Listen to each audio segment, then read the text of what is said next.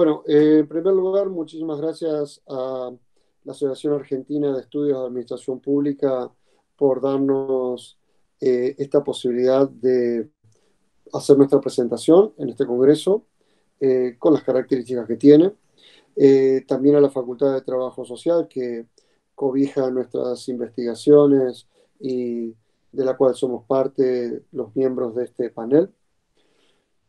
Y además, presentarles cuál es la preocupación que vamos a tener para nuestra presentación. Nuestros proyectos de investigación que se remontan a dos proyectos de investigación y desarrollo en el marco de la Facultad de Trabajo Social de la UNER, están orientados prioritariamente al problema de quiénes hacen las políticas públicas en las provincias argentinas. Eh, y esto es un tema que ha tenido los últimos 6 años un interés muy fuerte por parte de nosotros. En mi caso, soy Gastón Muti, profesor titular de la casa y quien dirijo dichos proyectos. Y el codirector es Diego Gantus, que también es profesor titular de la casa. Hoy vamos a contar con dos presentaciones y los comentarios que yo voy a realizar al respecto. La primera de estas presentaciones va a ser la de Victoria Bautista, eh, y que es profesora de la materia problemática política, tanto en la carrera de trabajo social como en la carrera de ciencia política, como también con el caso específico de Silvana Gómez, que es profesora en la carrera de Ciencia Política, y Nahuel Burlot, que es un alumno avanzado de la carrera y a su vez becario del proyecto de investigación. Cualquier dato que esté soslayando, ellos se encargarán de incrementar la información que yo acabo de dar. ¿Por qué nos preocupa a quienes hacen las políticas públicas en las provincias argentinas? En primer lugar, porque hemos tratado de trabajar este mismo tema, este mismo problema, tanto en la provincia de Entre Ríos como en la provincia de Santa Fe. Hoy, particularmente, vamos a contar con dos presentaciones que incumben a ambas provincias. Particularmente la de Victoria Bautista, que va a estar muy enfocada a un programa específico de la provincia de Entre Ríos y a quien hemos invitado para que se sume a esta presentación, dada la importancia del caso que ella nos va a mostrar. En particular, fundamentalmente, vamos a ver cómo tanto Silvana Gómez como Nahuel Burlot nos van a estar enfocando específicamente el proceso 2011-2019 en Entre Ríos y Santa Fe, y que van a tomar nuestra pregunta eje del proyecto, y es quiénes definen, reitero, la orientación general de la política, específicamente la política pública. ¿Por qué? Porque, como ustedes sabrán, especialmente durante mucho tiempo, estas discusiones han estado orientadas a distintos ejes o a distintos espacios. Para algunos eran los ejecutivos nacionales los que tenían que ser observados, para otros eran los ejecutivos tanto en el ámbito provincial como en el ámbito municipal. Sin embargo, sabemos perfectamente que también han sido las burocracias estatales el objeto de estudio respecto a nuestra discusión. Para otras investigaciones han sido la conformación de los gabinetes, la selección de los candidatos o la participación de la sociedad civil organizada o la participación ciudadana, donde había que colocar el eje de atención. Siempre concebimos en nuestro proyecto que eran especialmente en el ámbito de estas distintas instancias donde teníamos que estar observando, y las dos presentaciones que hoy tendremos nos van a dar cuenta de cómo cada uno de estos aspectos pueden ser encontrados de forma disímil, de forma articulada en cada una de estas discusiones. Por eso es que nuestra idea es que hoy iniciemos con la presentación que nos va a hacer especialmente Victoria Bautista, eh, particularmente con un programa muy particular que se va a iniciar hacia el año 2012 y que va a tener una continuidad hacia el año 2019 y que es realmente bien interesante de ver su potencialidad, como también sus limitaciones a la hora de su implementación, pero también vamos a tener como segunda presentación la de Silvana Gómez y la de Nahuel Burlot, particularmente cada uno de ellos enfocados en uno de los dos distritos que hemos destacado, Santa Fe y Entre Ríos, en cuanto a tanto los procesos como también los mecanismos de reformas de administración, principalmente elaborados tanto por el gobierno nacional, pero también cuáles han sido las repercusiones en el ámbito provincial como también en el ámbito local. Entonces, la idea es que podamos hacer estas presentaciones y a continuación vamos a dedicarnos a discutir ambas presentaciones en base a algunas anotaciones que hemos realizado. Si les parece correcto, Victoria, podemos avanzar ya en tu presentación. Gracias, Gastón. ¿Se ve correctamente la presentación?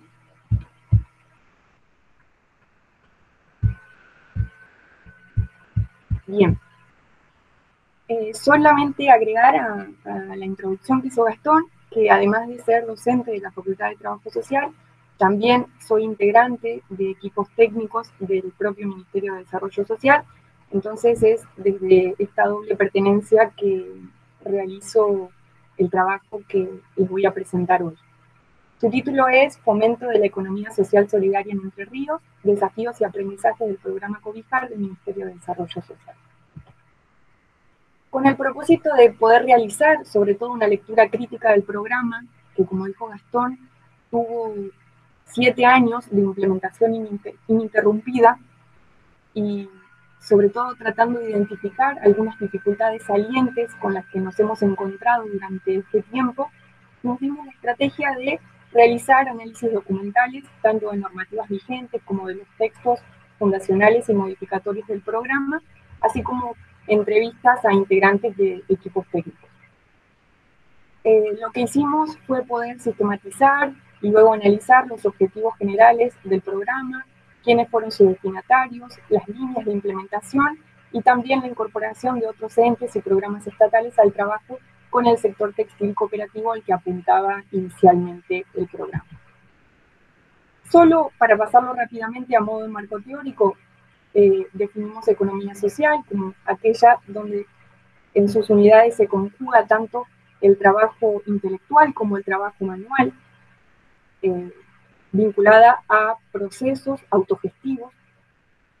Luego pasamos a realizar un análisis de la relación entre políticas públicas y economía social y sobre todo las políticas de fomento de la economía social como la que estamos analizando hoy. Y llegamos a la conclusión de que en las últimas décadas se ha visto justamente un apuntalamiento de la economía social de parte tanto del Estado Nacional como de los Estados subnacionales en un intento por poder democratizar la economía y la sociedad, pero que al ser políticas experimentales se enfrentan a serios riesgos y desafíos para ser verdaderamente eficaces.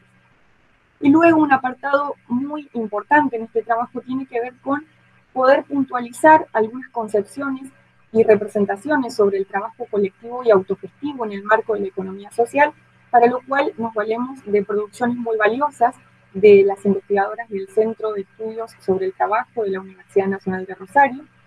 y ahí solamente puntualizar en relación a que quienes emprenden la tarea de gestionar justamente espacios y empresas autogestivas, o sea, estos trabajadores y trabajadoras, se ven obligados y obligadas a poder reemplazar todo el cúmulo de valores y prácticas con los que han sido socializados y socializadas y que tienen que ver con relaciones de jerarquía, con dispositivos de disciplinamiento, de control y de dominación, que constituyen lo que Perellini llama un verdadero hábitus asalariado. Todo esto tiene que ser reemplazado, o al menos intentar ser reemplazado, por otro tipo de vinculaciones que tienen que ver con relaciones de horizontalidad, de cooperación y reconocimiento del trabajo colectivo. Pero esto de ninguna manera se puede prescribir, dicen los estudios, sino que es necesario que emerja de la propia voluntad de los trabajadores y las trabajadoras que así lo desean. Entonces, dicho esto, hacer solamente un pequeño repaso de cuándo es que la economía social adquiere fuerza dentro de la agenda del gobierno de Entre Ríos, fundamentalmente a partir de la gestión que se inicia en el año 2011 y que tiene un punto de inflexión muy importante, que es la sanción de la ley 10.151 en el año 2012, que crea el régimen de promoción y fomento de la economía social y que coloca al Ministerio de Desarrollo Social como su autoridad de aplicación. De allí emanan otras cuestiones muy importantes, y es en este marco que se crea en el año 2012 el programa Cobijar, que es un programa que viene fundamentalmente a modificar un procedimiento habitual que hasta entonces realizaba el gobierno de la provincia, que era la adquisición por vía de licitación pública de frazadas para ser distribuidas en épocas invernales y ante situaciones de emergencia en el territorio provincial. Entonces, deja de comprar el producto terminado y lo que pasa a hacer es adquirir materia prima e insumos que distribuye en talleres textiles de carácter asociativo que están en distintos puntos de la provincia, donde sus trabajadores y trabajadoras van a producir las frazadas a cambio de lo que se llama una asignación estímulo. Entonces, el programa nace fundamentalmente ligando el trabajo de costura a mujeres de escasos recursos organizadas en talleres de costura, así se llamaba en ese momento, y con una única línea de acción que es justamente la producción de un cupo de frazadas, como dije, a cambio de una contraprestación mineral. Esta formulación se va a mantener durante los primeros años, y es en el año 2014 cuando yo me integro al equipo técnico del programa, cuando empezamos a motorizar acciones que tenían que ver con poder problematizar la dimensión colectiva justamente del trabajo autogestivo, porque inicialmente el programa estuvo muy vinculado a la producción, ¿sí? Dejando de lado todo espacio de problematización o de acompañamiento de esos espacios de problematización sobre lo que implica el trabajo colectivo y autogestivo. Entonces, vamos a ir pasando por algunas formulaciones que van a ir demostrando cada vez más complejidad e incorporando nuevas líneas de acción que lo que intentan es poder acompañar justamente la multidimensionalidad del trabajo colectivo.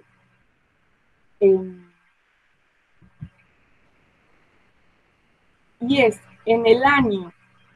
2018 recién cuando los y las destinatarias del programa dejan de ser sujetos individuales para ser sujetos colectivos, ya sean marcadas en cooperativas o lo que llamamos grupos asociativos textiles. Y es este mismo año que se incorpora la figura del trabajo creativo para poder reconocer todo el trabajo previo e invisible que hay a la producción de prendas textiles.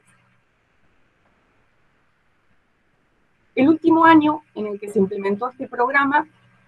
se corrió totalmente el eje de la producción hacia la formación y el fortalecimiento de los colectivos, diferenciando distintas líneas posibles que tienen que ver con no solo el asesoramiento técnico productivo que estuvo presente desde el inicio, sino también la especialización productiva y el desarrollo creativo, la comercialización y la comunicación, el fortalecimiento de la dimensión grupal y el asesoramiento jurídico, contable e impositivo. En este año también realizamos una actividad, un proyecto conjunto con la Facultad de Trabajo Social, donde yo estuve participando activamente, junto con una docente del Centro de Estudios sobre el Trabajo, de la UNR,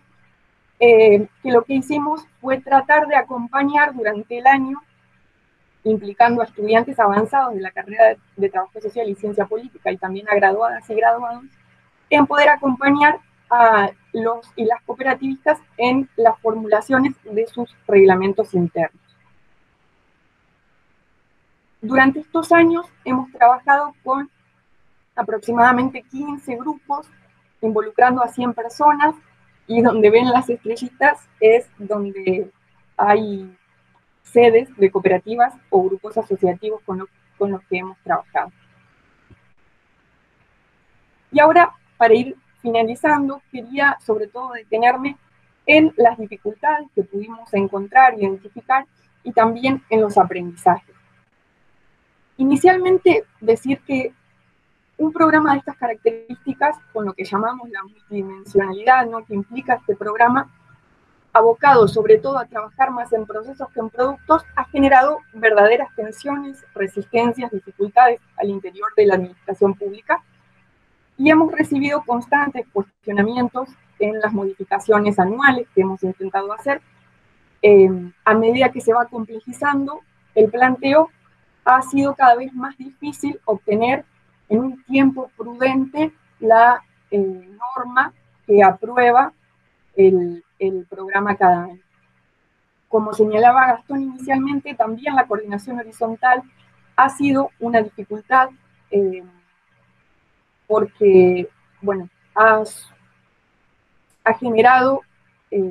dilataciones en tiempos que eran necesarios resolver con urgencia, ¿sí? Esa comunicación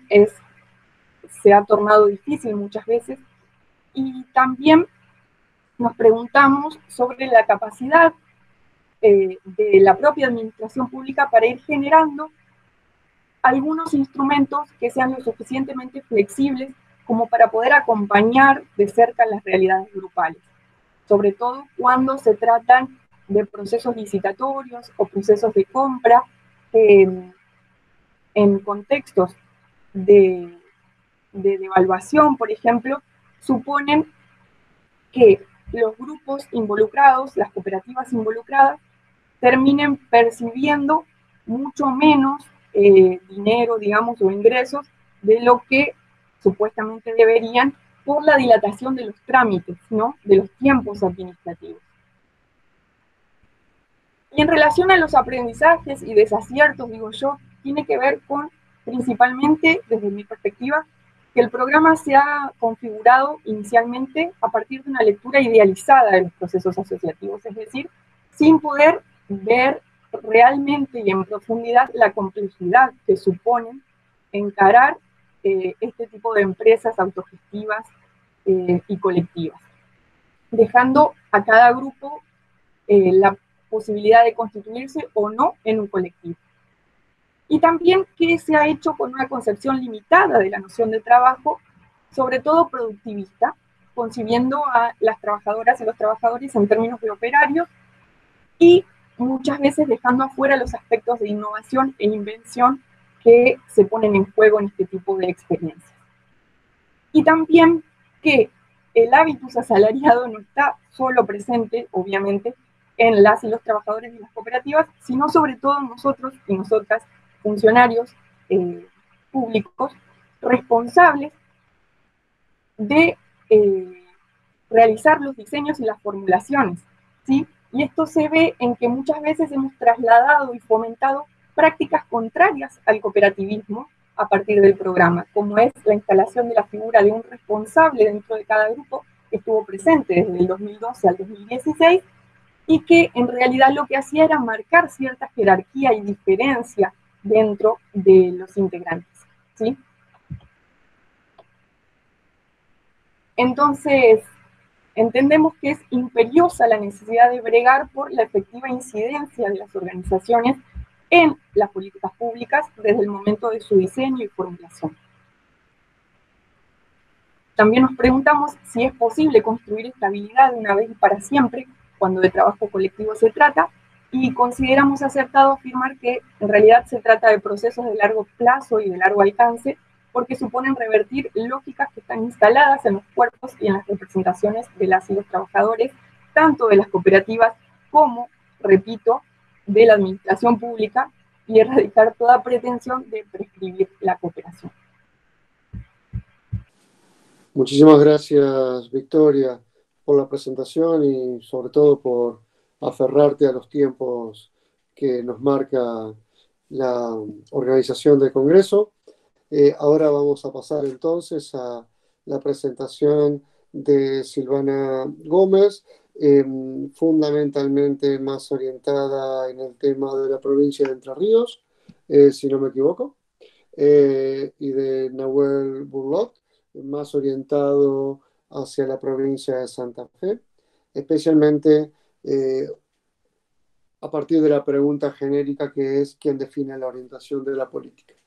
Los escuchamos. Buenas tardes. Bueno, en primer lugar, también agradecerles por la invitación y, bueno, la misma aclaración que María Victoria. Además de ser docente de la Facultad de Trabajo Social, yo me desempeño en el equipo técnico de la Secretaría de Modernización de la provincia. Y, bueno, este trabajo también merece la mención del antecedente que venimos desarrollando en el espacio de la Cátedra de Administración Pública de la licenciatura en Ciencia Política, en relación a dos proyectos de innovación previos que también trabajamos con Nahuel y con el equipo de cátedra, en relación a los procesos de reforma del Estado de primera generación, identificando la vacancia de la producción de esta temática en nuestra provincia. En relación específica al tema que nos convoca hoy,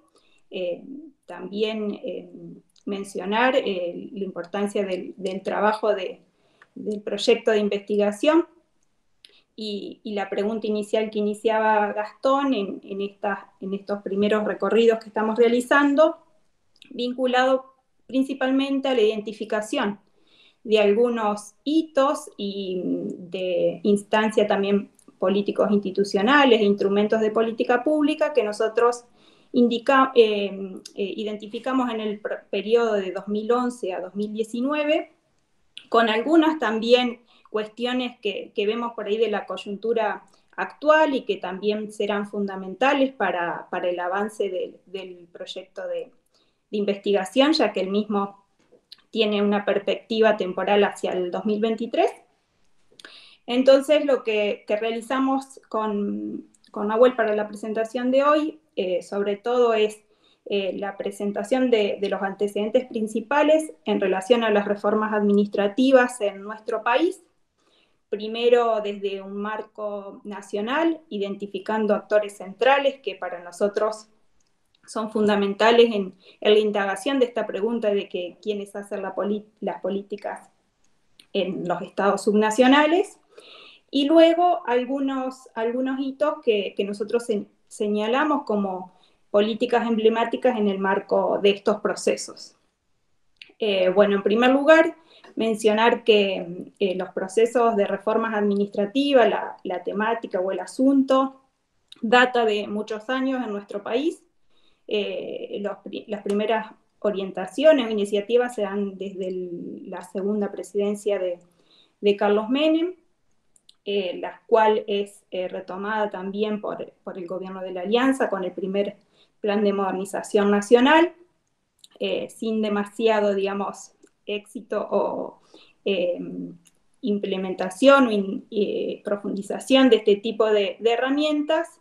que son retomadas y profundizadas luego en los gobiernos kirchneristas, sobre todo también con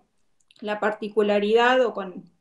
la cuestión del financiamiento internacional sobre esta temática, sobre todo lo que fue los créditos del Banco Mundial. En este sentido, nosotros también retomamos ahí el análisis que hace el profesor Gantus en relación a estos procesos, pensados también en largo plazo y la continuidad de los mismos, sobre todo también en lo que fue el periodo del gobierno de Cambiemos, en relación al nuevo plan, digamos, de modernización, no variando en las cuestiones centrales, sino sobre todo en el uso de las tecnologías. Entonces, nuestro periodo de análisis data más de este último proceso, que está vinculado fuertemente a una de las iniciativas del gobierno de Cambiemos, que fue el consenso fiscal, al cual suscriben 19 provincias y Ciudad Autónoma de Buenos Aires, la cual delinea algunas cuestiones, sobre todo en términos fiscales, y sobre el cual también se establece lo que es el Compromiso Federal de Modernización, en el cual se establecen los lineamientos generales de las políticas de esta materia a nivel nacional. Allí los principales ejes de trabajo, de política que se establecen, están asociados a la desburocratización del Estado, la transparencia y el gobierno abierto, la jerarquización del empleo público, el fortalecimiento de las políticas o instrumentos de la gestión por resultados, y por último, la incorporación de las temáticas de infraestructura tecnológica. Para nosotros este compromiso federal, tanto como el Consejo de la Función Pública, fueron actores centrales, sobre todo en la composición de las agendas a nivel subnacional de esta temática, específicamente en la provincia de Entre Ríos. Allí nosotros mencionamos otro actor más, que fue el Ministerio de Modernización, que fue creado durante el gobierno de Macri, que, bueno, muy prontamente fue luego, pasó al rango de secretaría, pero bueno, era el organismo central que delineaba estas políticas a nivel nacional, y que establecieron también agendas que para nosotros son importantes para el análisis, que se venían llevando adelante desde el gobierno anterior y que están vinculados también con agendas de políticas de nivel internacional. Aquí para nosotros, centralmente estamos pensando en lo que es la Alianza para el Gobierno Abierto, que es una iniciativa a nivel internacional y que ha promovido varios de los planes de gobierno abierto a nivel nacional, y que identificamos sobre todo en este periodo la iniciativa la iniciativa en relación a las provincias y a niveles subnacionales en la promoción de este tipo de acuerdos, digamos, o incentivo a la incorporación a la agenda provincial. Otro de los organismos que si bien en este periodo la provincia de Entre Ríos no ejercieron tanta influencia, sino que se dan en este periodo más coyuntural, es el Naciones Unidas en relación a lo que es a la agenda del desarrollo sostenible y la incorporación de los ODS a las instancias subnacionales. Después, más sobre finales del periodo del gobierno de Macri, también nos resulta como muy, muy influyente también la cuestión de lo que fue la Ley de Acceso a la Información Pública y la creación de un consejo específico que trabajaba sobre la materia y sobre todo las cuestiones vinculadas a la transparencia, y que bueno, en su conformación vinculó diferentes iniciativas provinciales. Bueno, en relación esto sobre todo a lo que nos parece central al mapa o a la cuestión de la estructuración de actores nacionales que fueron relevantes para la implementación de algunos lineamientos de políticas a nivel subnacional. En lo que refiere específicamente a la provincia de Entre Ríos, nosotros identificamos a la Secretaría de Modernización como uno de los actores centrales que ha llevado adelante este tipo de políticas y de procesos, pero también identificamos algunos hitos anteriores, sobre todo el año 2005 con el reglamento de acceso a la información pública, y posteriormente en el año 2007 con la ley de empleo público, y posteriormente con la creación de la Secretaría de Gestión Pública y Transporte, que comenzó a delinear algunas de las iniciativas como la cuestión del programa de carta compromiso, algunas experiencias de formación, sobre todo de funcionarios públicos, y que si bien se establecieron, no encontramos resultados de mayor impacto en las administraciones públicas. A partir del 2015, con la creación de la Secretaría de Modernización, se estableció, se pone en agenda para nosotros con mayor énfasis la cuestión de estos procesos de reforma administrativa, pero que han ido también mutando en relación a lo que ha sido el cambio organizacional de la Secretaría, ya que se inicia como una Secretaría de Modernización y Participación Ciudadana, que con los cambios de la estructura del gobierno provincial fue ampliando su agenda, que luego fue reconfigurada después del último cambio de gestión, y que también fue adquiriendo mayor relevancia en relación a su estructura organizacional. ¿Qué quiero decir? Se inicia como una secretaría dentro de la órbita del Ministerio de Gobierno de Justicia y luego va mutando hacia una mayor jerarquía como secretaría ministerial bajo la Secretaría General de la Gobernación y actualmente pasa a depender específicamente o directamente del Poder Ejecutivo Provincial. Bueno, en este sentido, por ahí, para mencionar algunas de las iniciativas que para nosotros están vinculadas con la pregunta de nuestro análisis,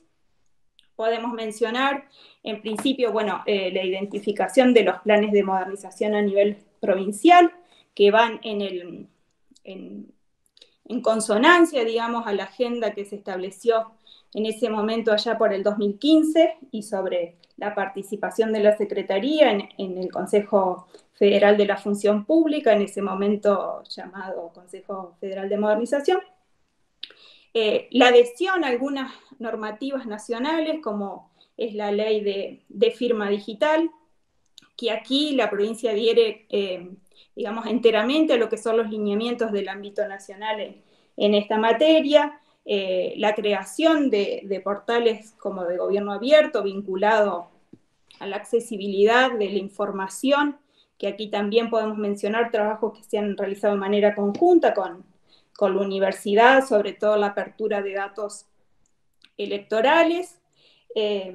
y sobre todo y fundamentalmente también con el fortalecimiento de las políticas vinculadas a la formación de los trabajadores y las trabajadoras de la administración pública provincial. Bueno, en este sentido, como les decía, son algunas de las iniciativas que nosotros identificamos como centrales y que se han dado en el marco de no solo la agenda nacional, como decimos, sino que también los temas que allí se encuentran como centrales también se encuentran permeados por los que son iniciativas de agendas internacionales y también fundamentalmente por este trabajo que se realiza en el ámbito del Consejo con la identificación de problemáticas, no siempre de herramientas, pero sí de asuntos o de temas que son comunes en el ámbito de lo que son las otras agendas provinciales que como bien decimos, presentan una heterogeneidad bastante importante en relación a los avances que se han hecho en relación a los procesos de reforma administrativa y lo que efectivamente por ahí sean los instrumentos que se han implementado a nivel provincial.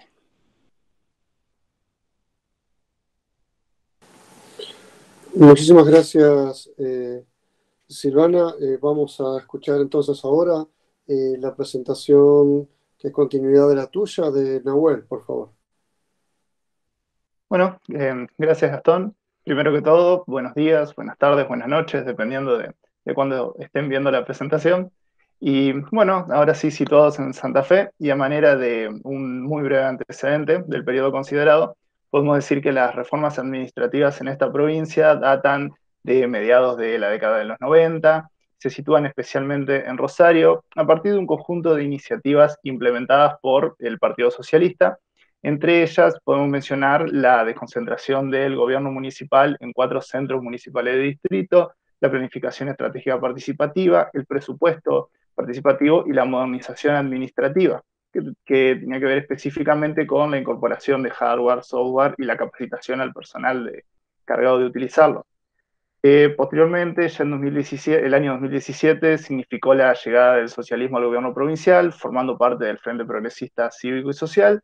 y el cual estuvo integrado además por el Partido Socialista Popular, por la Unión Cívica Radical, de la Coalición Cívica, el Partido Demócrata Progresista, entre otros partidos. Y con ellos, los equipos responsables de las reformas administrativas en Rosario se trasladan a Santa Fe Capital y dan pie a la creación del Ministerio de Reforma del Estado, que estuvo a cargo de Antonio Bonfatti, quien luego sería gobernador de la provincia, trasladándose a su vez varias de las iniciativas municipales, eh, dando pie entonces a la desconcentración provincial en 5 ciudades nodo, la planificación estratégica participativa y la modernización administrativa. Profundizando en las primeras de estas herramientas de reforma, podemos decir que la desconcentración provincial llegó de la mano también del establecimiento de centros cívicos en las ciudades, con áreas destinadas a la gestión y la atención al público, la organización de asambleas ciudadanas, y estas últimas más ligadas a la discusión de políticas públicas presentes y futuras. Y ya dentro del periodo de análisis, en esta línea podemos decir que en 2016 fue creado el Consejo Económico y Social, con objetivos similares de alguna manera a las asambleas ciudadanas, pero con una participación más corporativa de los diferentes actores. Ya ingresando en el periodo de análisis y enfocándonos en la herramienta de planificación estratégica, el gobierno provincial presenta en 2008, especialmente en 2012 y en 2016, planes estratégicos provinciales. Y bueno, resaltamos el Plan Estratégico Provincial del 2012, Visión 2030, y en 2016, que es el Plan Estratégico de Tecnología. Del 2012 podemos recatar la creación de la Escuela de Capacitaciones de Municipios y Comunas, Gobierno o Gobierna, cuyo objetivo era el fortalecimiento de las capacidades de gestión a partir de la planificación de políticas públicas sostenibles y con orientación a resultados. Hasta el momento, a partir de la escuela, se han realizado convenios con el Centro Latinoamericano de Estudios Locales, el CELADEL, y con la Federación de Sindicatos de Trabajadores Municipales de la provincia, la FESTRAM, y bueno, se han realizado capacitaciones a funcionarios y agentes de la administración pública. Ya en cuanto a las iniciativas ligadas a la modernización administrativa, tanto en 2012 como en 2016, los planes estratégicos hicieron énfasis en la incorporación de las tecnologías de la información y de la comunicación, con el detalle desde 2016 de la incorporación de ciertas herramientas provenientes desde la órbita nacional, como es el Sistema de Gestión Documental Electrónica, que forma parte del Plan Nacional de Modernización del Estado de 2016, el programa de Gobierno Abierto, hay un detalle que nos gustaría resaltar, que la provincia participó del tercer Plan de Acción Nacional de Gobierno Abierto en 2017. También mencionamos el portal de compras de Santa Fe, lanzado en 2018 y basado en el portal del Ministerio de Modernización Nacional. Y como un detalle extra, la implementación también de una historia clínica única para cada paciente en todos los sistemas de salud existentes, implementada en 2019. Como una primera conclusión, una conclusión un tanto preliminar, las reformas administrativas implementadas en Santa Fe podemos decir que plantean un énfasis en este objetivo de democratizar el Estado, con énfasis en la participación ciudadana, sin excluir, por supuesto, las iniciativas que podemos ligar al enfoque de la nueva gestión pública, como es ciertas herramientas como la planificación estratégica, la modernización administrativa, la gestión por resultados, que quizás se enfocan un poco más en incorporar estas ciertas herramientas que provienen de organizaciones privadas, si quiere. Y tanto, bueno, como decía Silvana, en Entre Ríos,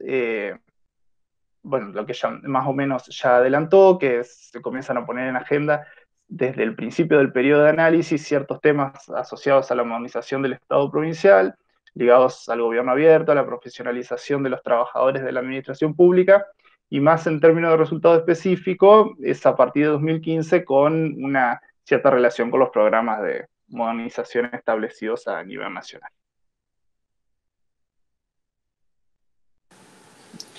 Muchísimas gracias, Nahuel, por la presentación. Ahora varios comentarios para realizar. Tenemos algunos minutos para poder utilizar al respecto. En primer lugar, me gustaría detenerme nuevamente en esta pregunta que nos habíamos estado realizando y es, ¿quién define la orientación general de la política en los casos subnacionales referidos a la administración pública? Algunas acotaciones para realizar respecto a las presentaciones de Victoria, de Silvana y de Nahuel, para que luego ellos puedan tener nuevamente el uso de la palabra antes de cerrar el panel. Victoria, eh, tres temas que me parecieron sumamente interesantes de la presentación. No es un orden jerárquico el que lo establezco, sino en cuanto a cuestiones que me parecían relevantes de remarcar. La primera de ellas es cómo en muchas oportunidades la propia administración pública, y quiero tomar las palabras textuales de la presentación, han tenido una lectura idealizada de los procesos colectivos. Eso me parece un punto de interés para poder resaltar y que sería interesante poder analizarlo, sobre todo porque la propia presentación que haces en la versión papel nos hablan de 100 personas aproximadamente que han estado dentro de este tipo de programas y de diagramación de política pública. La segunda de las cuestiones es el grave problema que nos estuviste marcando de coordinación horizontal. Tal vez en esta presentación que se realiza en relación con este programa específico que se inicia como un proceso de trabajo relacionado con la fabricación textil y que termina con un proceso de empoderamiento hacia el año 2019, es el de la coordinación horizontal entre las distintas instancias del ámbito burocrático provincial, sobre todo por esta incapacidad, y quiero situar textualmente las palabras también de la ponencia, de la administración provincial para generar resguardos respecto de estas experiencias que se estuvieron trabajando, sobre todo algo que lo dijiste nuevamente en tu presentación recientemente, en estos minutos que tuvimos, y es particularmente cómo el hábitus asalariado permaneció dentro de la lógica de la implementación de la política, que era una de las cosas que no estaban previstas en el inicio de la misma. En segundo lugar, ya sea para Silvana como para Nahuel, es interesante por cómo podemos analizar las distintas escalas al nivel de la definición de la política pública referida a la reforma administrativa y cómo en la provincia de Entre Ríos y en la provincia de Santa Fe actúan o los principales actores pueden ser definidos de manera disímil. Mientras que Nahuel priorizó, por ejemplo, la rosarinización de los cambios producidos en la administración pública provincial. En otras palabras, se trató de trasladar por parte de la coalición gobernante la experiencia de los cambios producidos hacia mediados y finales de los 90 en la ciudad de Rosario al ámbito provincial. Es interesante que, en cambio, la propuesta que nos hace Silvana de análisis está referida principalmente a cómo ciertas secretarías o secretarías con carácter de secretarías de la gobernación o ministerios fueron quienes estuvieron actuando y dinamizando estos procesos. ¿Por qué creen ustedes que estas disímiles trayectorias son las que han actuado y cuáles son los productos o los resultados que han traído? Si les parece correcto, comenzaríamos por Victoria, continuaríamos por Silvana y por Nahuel para seguir el mismo orden. Bueno, en relación a lo que señalaba Gastón de la visión idealizada y esto que Melina Prevelini da por llamar hábitus asalariados, yo creo que están en estrecha relación porque tiene que ver con el análisis o justamente la concepción que se tiene en relación a las unidades de la economía social a las que se intenta apoyar, sostener, fomentar con este tipo de iniciativas, ¿sí? Al reducir la mirada, como decíamos antes, solamente al aspecto productivo de su trabajo, resulta realmente muy difícil poder desandar todo esto que tiene que ver con la lógica de la competencia, la lógica del disciplinamiento y del control al interior de esas unidades productivas. Y al no tener realmente patrones de referencia, ¿no? Porque si somos realistas y somos sinceros y sinceras, creo que la gran o la mayoría de la población ha sido socializada dentro de estos patrones, ¿no? De que componen este hábitus asalariado. Y entonces resulta muy difícil, por mera voluntad, poder desandar este tipo de comportamientos y poder realizar innovaciones y en sentido contrario, digo, en poder realmente generar espacios colectivos para la autogestión. Entonces, fueron muy valorados positivamente, digamos, todos los espacios que nosotras hemos podido sostener a lo largo del tiempo de acompañar espacios de discusión, espacios de asamblea, espacios de expresión de los malestares, de los conflictos que generaban este tipo de realidades cotidianas, digo, del trabajo con otros y con otras, y que no es solo el sentarse y coser en una máquina, como muchos de ellas tenían en su cabeza cuando llegaron a la cooperativa, sino que trasciende enormemente ese tipo de trabajo porque implica, como dije, la gestión, la administración de recursos, de contactos con nosotras mismas, digo, con el Estado, sí, eso era, y también el trabajo de crear sus propios marcos de referencia, ¿no? De crear sus propias reglas y sentirse a gusto con ellas. Entonces, es todo un cúmulo de trabajos invisibilizados que son quizá hasta más importantes, me animaría a decir, que el productivo para el sostenimiento de estos espacios. Y nosotras, como trabajadoras de la administración pública, era esto que lo que resaltaba, claramente no escapamos a estos marcos de socialización y de referencia, y ha sido la retroalimentación con los espacios de formación, de investigación y de producción de conocimiento en el ámbito de la facultad la que nos ha ido permitiendo cuestionar nuestras propias prácticas, ¿sí? En vistas a poder acompañar esos procesos de innovación de las cooperativas. Y en relación a lo que señalabas de la coordinación horizontal y de las dificultades que genera, entendemos que tiene que ver con la complejidad que ha ido adquiriendo el programa y que ha ido suponiendo la, si se quiere, conversación con más de un área dentro del propio ministerio. Y como digo, no todos y no todas tienen en vista o tan presente esta complejidad, ¿no? Que la coordinación entre las áreas del ministerio impacta directamente en las formas en que pueden dar respuesta o resignificarse las propias cooperativas. Entonces, siempre han sido también instancias que nos han permitido reflexionar, pero bueno, son cuestiones a mejorar, cuestiones a revisar, ¿no? De los tiempos, de las prácticas administrativas mismas, ¿no? De cómo ir haciendo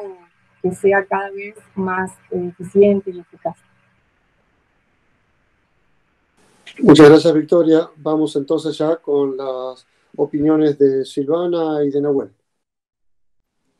Bueno, por ahí en relación a lo que mencionabas, Gastón, sobre las escalas y sobre quiénes, digamos, diseñan las políticas a nivel subnacional, como vos identificás claramente, nosotros encontramos en esta indagación, si se quiere, inicial también, una diferencia, sobre todo en relación a los antecedentes y a los actores que han sido centrales en estos procesos en ambas provincias. Por ahí específicamente en la provincia de Entre Ríos, como decíamos, nosotros vemos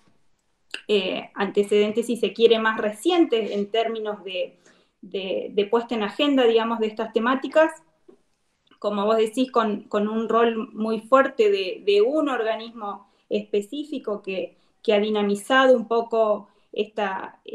temática, y que para nosotros una de las cuestiones que nos parece fundamentales en estos cambios que se han dado en relación a las estructuras y a las jerarquías es la cuestión de la transversalidad de este organismo, y que ha permitido, digamos, articular con otros organismos provinciales y, si se quiere, un poco también difundir o poner en agenda la temática de las reformas administrativas en diferentes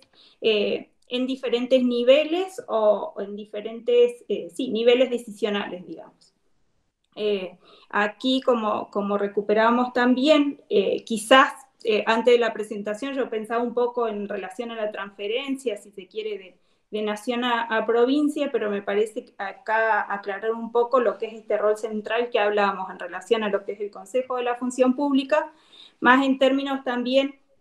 de la cuestión de la identificación en otras instancias subnacionales, si se quiere, por ahí con condiciones más parecidas a la provincia de Entre Ríos, sobre todo de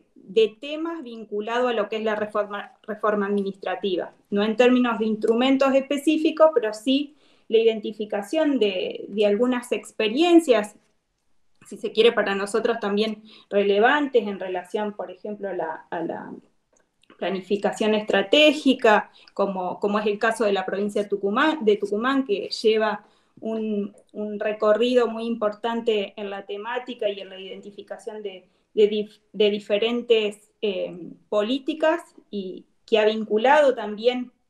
diferentes organismos de la gestión provincial, pero bueno, como vos bien decís, nosotros identificamos en este análisis muy inicial, digamos, de los hitos y de los instrumentos de políticas, a un organismo que presenta una creación reciente, pero que ha podido, digamos, transitar, digamos, estos años también en relación a otros organismos, y también ampliar, digamos, la agenda en relación a las reformas administrativas, no solo con el objetivo que se creó allá por el año 2015, sino que ha podido ampliar las cuestiones vinculadas sobre todo también a lo que es la infraestructura tecnológica y las telecomunicaciones, que sobre todo la coyuntura actual también sabemos que han sido de gran impacto a las administraciones provinciales. Muchas gracias, Silvana. Nahuel, por favor. Bien, simplemente para cerrar, coincido con lo que dijo Silvana, y también con parte de la pregunta de Gastón, en cuanto a que podemos decir que una especie de hipótesis es que las políticas provinciales de Santa Fe, ya previo a 2011, desde 2007, se pueden explicar a partir de lo que sería una transferencia más voluntaria de políticas, más desde abajo hacia arriba, pero a partir, sí, desde 2015 y con la intervención de organismos nacionales, en este caso podemos ver coincidencias, preliminarmente por supuesto, entre ambas provincias, y las principales diferencias al comienzo tienen mucho que ver con los ejecutivos provinciales y también con una relación que tenía la provincia de Santa Fe en ese entonces con ciertos organismos internacionales de crédito, y por ahí también pudo haber venido la influencia para unas iniciativas anticipadas al resto de las provincias, y especialmente en esta relación Santa Fe-Entre Ríos. Muchísimas gracias a los tres, muchísimas gracias a la Asociación Argentina de Estudios de Administración Pública y a la Facultad de Trabajo Social por darnos la oportunidad de hacer esta presentación en el marco del congreso que vamos a tener en este mes de octubre. Muchas gracias.